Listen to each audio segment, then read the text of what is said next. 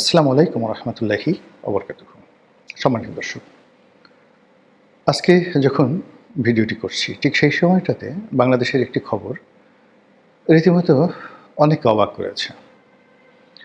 আপনারা সবাই জানেন যে ত্রয়োদশ জাতীয় সংসদ নির্বাচনে বাংলাদেশ জাতীয়তাবাদী দল বিএনপি ভূমিধস বিজয় লাভ করেছে। আর সঙ্গতির কারণেই বিএনপির চেয়ারম্যান জনাব তারেক রহমান সাহেব প্রধানমন্ত্রী হচ্ছেন। আমাদের দেশের অতীতের যে স্মৃতি, সেখানে যিনি প্রধানমন্ত্রী পদে বসেন তার একটা ভাবসাব থাকে এবং যেই মুহূর্তে একজন লোক প্রধানমন্ত্রী হন সঙ্গে সঙ্গে তিনি তার অতীত ভুলে যান, তার বর্তমানও ভুলে যান, তার নিজের অস্তিত্ব ভুলে যান। তিনি কে, কোত্থেকে এলেন, কিভাবে এলেন, এ সকল প্রশ্ন কেউ করতে পারে না। এমনকি প্রধানমন্ত্রী যদি টের পান যে তাকে প্রশ্ন করতে পারে এরকম কোনো মানুষ আছে পৃথিবীতে, অমনি তার গাল ধরে, কান ধরে, মানে তার ১২টা বাজিয়ে ছেড়ে দিতে হবে যে এত বড় সাহস, আমি প্রধানমন্ত্রী, রাজাধিরাজ, মহারাজ, আমাকে নিয়ে প্রশ্ন করো, আমার লেখাপড়া কী, বংশ কী, আগে দরিদ্র ছিলাম না ধনী ছিলাম, ইত্যাদি বিভিন্ন বিষয় নিয়ে তুই মনে মনে চিন্তা করিস, আজ তোর একদিন কি আমার একদিন হালুম। এভাবেই অতীতে চলেছে।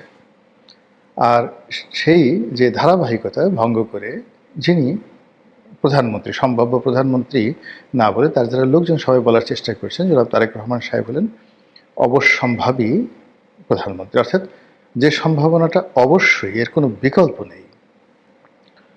তো আমি যে ভিডিওটি করছি আজকে ফেব্রুয়ারি মাসের 15 তারিখ, বলা হচ্ছে 18 তারিখে সরকার শপথ গ্রহণ করবে। 3 দিন অনেক দীর্ঘ সময়। 3 দিন তো দূরের কথা, মহান আল্লাহ রাব্বুল আলামিনের কুন ফায়াকুনের কারণে 3 সেকেন্ডের মধ্যে পৃথিবীর মানচিত্র পরিবর্তন হয়ে যায়। তো সেক্ষেত্রে আল্লাহ তাকে রহম করুন, বরকত দান করুন তারেক রহমান সাহেবকে। তার নেতাকর্মীরা তাকে নিয়ে যে আশায় বুক বাঁধছেন, তিনিও নিঃসন্দেহে আশাবাদী। তো তার আশা পূর্ণ হোক। তো যেটা বলছিলাম যে তিনি তার রাজনৈতিক প্রতিপক্ষ গত একটি মাস ধরে তারা পরস্পরের বিরুদ্ধে যতটা প্রচার করা দরকার, প্রোপাগান্ডা দরকার, উভয়ই করেছেন।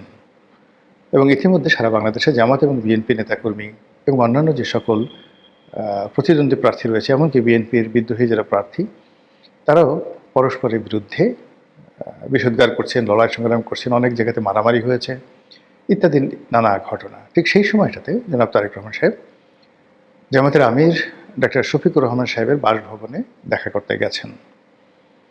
সেই দৃশ্য আমরা দেখলাম পত্রপত্রিকাতে। আর এরপর তিনি এনসিপির প্রধান জনাব নাহিদ ইসলাম তার বাসাতে যাবেন তার সঙ্গে দেখা করার জন্য। তো এটা বাংলাদেশের রাজনীতিতে একেবারে ব্যতিক্রম। পশ্চিমা দুনিয়াতেও এরকম হয় কিনা আমি দেখিনি।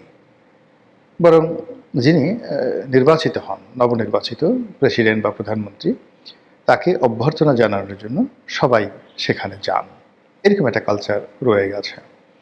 আবার আমরা হোয়াইট হাউসের ক্ষেত্রে দেখেছি, ধরুন প্রেসিডেন্ট বারাক ওবামা, তিনি ক্ষমতাসীন আছেন, প্রেসিডেন্ট ইলেক্ট ডোনাল্ড ট্রাম্প। তো ডোনাল্ড ট্রাম্প ইলেক্টেড হওয়ার পর শপথ গ্রহণের আগে ইনফর্মাল ওয়েতে তিনি হোয়াইট হাউসে যান তার স্ত্রীকে নিয়ে এবং স্বয়ং বারাক ওবামা তাকে অভ্যর্থনা জানান। এটা ওদের কালচার। তো এক্ষেত্রে তারেক রহমান সাহেব তার স্ত্রীকে নিয়ে যদি গণভবনে যেতেন, মানে এখন তো গণভবন নেই, যমুনাতে যেতেন কিংবা বঙ্গভবনে যেতেন, এটা পশ্চিমা কালচারের মতো একটা নতুন কালচার হতো বাংলাদেশে। কিন্তু তিনি সকল কালচার ভঙ্গ করে সংসদে যারা বিরোধী দল হবেন তাদের সঙ্গে দেখা করতে গেছেন। সবাই বলছে এটা বিরাট উদারতা, এরকম উদারতা বাংলাদেশে হয়নি। শহীদ প্রেসিডেন্ট জিয়াউর রহমানের রক্ত যার মধ্যে প্রবাহিত, বেগম খালেদা জিয়ার রক্ত যার মধ্যে প্রবাহিত, তার পক্ষেই এ ধরনের মহৎ কাজ করা সম্ভব। তিনি শান্তির কবুতর, শ্বেত শুভ্র কবুতর, তার মাধ্যমেই শান্তি প্রতিষ্ঠিত হতে পারে আগামীতে এই বাংলায়। এরকম ইতিবাচক কথাবার্তা বলা হচ্ছে। তো এই পর্যন্ত যদি ঠিক থাকতো, সব কিছু স্বাভাবিক থাকতো, তাহলে আর কোনো বক্তব্য ছিল না। কিন্তু আমি এই ভিডিওটি করছি রোববার দিন রাত্রি 8:30টার সময়। তারপরের দিন অর্থাৎ সোমবার 11 দলীয় জোট বায়তুল মোকাররমের সামনে একটি প্রতিবাদ সভা ডেকেছেন। হঠাৎ করে এই প্রতিবাদ সভা কেন, কী উদ্দেশ্যে, কী কী কথা তারা বলবেন ওটি অপ্রকাশিত থেকে যাবে। এই গেল এক। এবং এটা হতে পারে একদিকে ধরুন আপনি পার্লামেন্টে বন্ধুত্ব করবেন, রাজনৈতিক সৌহার্দ্যতা থাকবে, পরস্পরের সঙ্গে সম্পর্ক থাকবে, আবার আপনার অধিকার নিয়ে কথাবার্তাগুলো নিয়ে আপনি রাজপথে কথা বলবেন। এটা আমাদের বাংলাদেশে অনেকবার ঘটেছে, বহুবার ঘটেছে। তো সেটা সমস্যা ছিল না। সমস্যা হবে যদি তারেক রহমান সাহেব এই যে জামাতের আমিরের সঙ্গে দেখা করলেন, এটি উনি নিজের ইচ্ছায় করে থাকেন, দলের পরামর্শ করে থাকেন, ভালো, এবং এটি ইতিবাচক।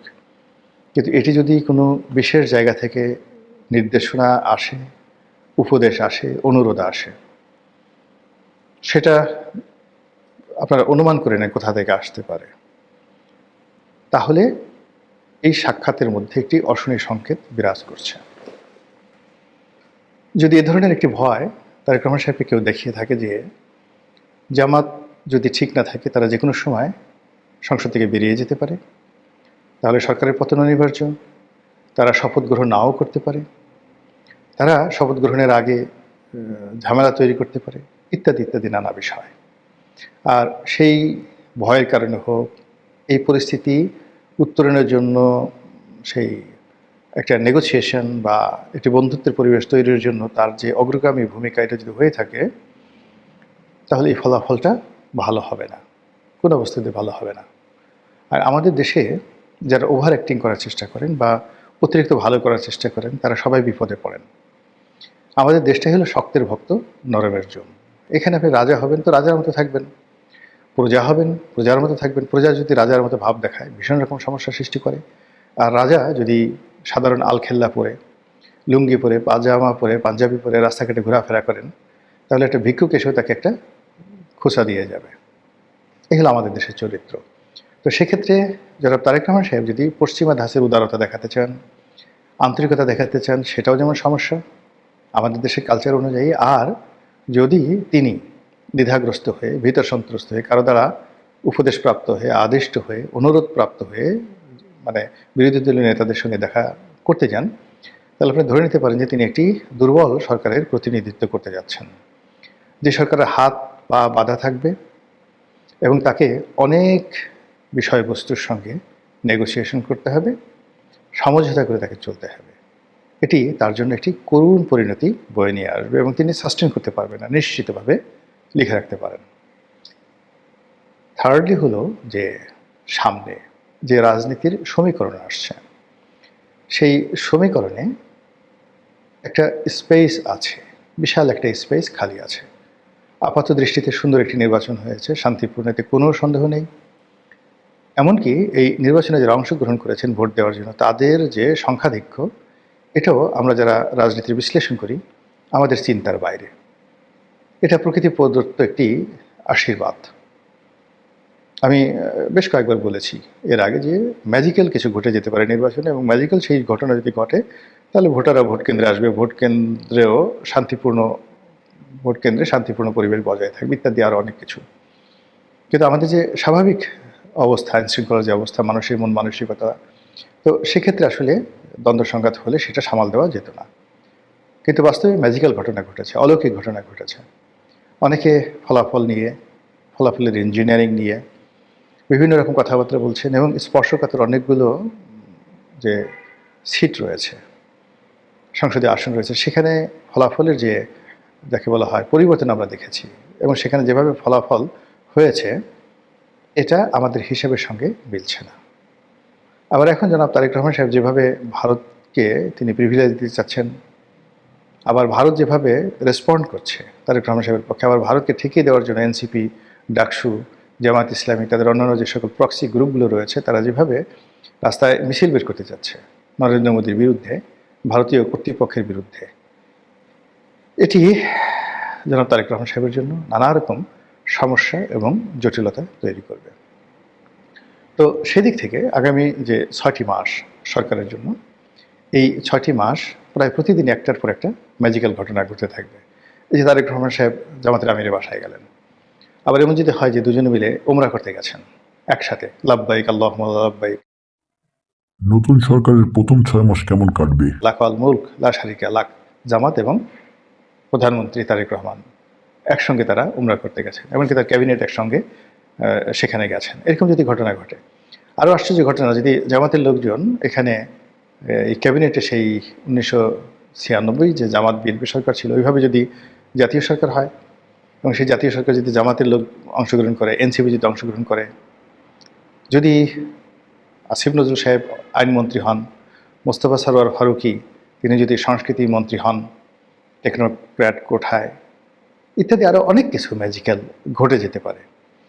আর রাজনীতিতে যত বেশি ম্যাজিক্যাল ঘটনা ঘটে তত বেশি সেখানে অশনির সংকেত বিরাজ করে, তত বেশি সেখানে অনিশ্চয়তা দেখা দেয়, তত বেশি সেখানে আতঙ্ক বিরাজ করে। আর সব কিছু যদি আশানুরূপ হয়, মানুষ বুঝতে পারে যে এই জিনিসগুলো হতে যাচ্ছে, যেমন এখন কারা কারা মন্ত্রী হবেন, কে কে রাষ্ট্রপতি হবে, সেগুলোর একটা প্রেডিকশন কিন্তু পত্রপত্রিকাগুলো দিচ্ছে, একটা ফোকাস তৈরি করার চেষ্টা করছে। কিন্তু এর বাইরে যদি অলনে ছাড়েন, আপনি ব্যতিক্রম কিছু দেখেন, ম্যাজিক্যাল কিছু দেখেন, আপনি নিশ্চিত থাকেন যে সেটার ফলাফল ভালো হবে না। রাজনীতিতে ম্যাজিক ভালো জিনিস নয়। তো তারেক রহমান সাহেব চেষ্টা করে যাচ্ছেন, সেটা ম্যাজিক্যাল হোক, তার উদারতা হোক, তার অনেস্টি হোক, কিংবা তার ঔদার্য হোক, মহত্ব হোক, কিন্তু শেষমেশ তা যেন পূর্ণতা পায় এবং ভালো কিছু হয়, এবং গণতন্ত্রের যে অগ্রযাত্রা শুরু হয়েছে এই যাত্রা যেন অব্যাহত থাকে, মহান আল্লাহর দরবারে সেই প্রার্থনা জানাচ্ছি। আসসালামু আলাইকুম রহমতুল্লাহি ওয়া বারাকাতুহু।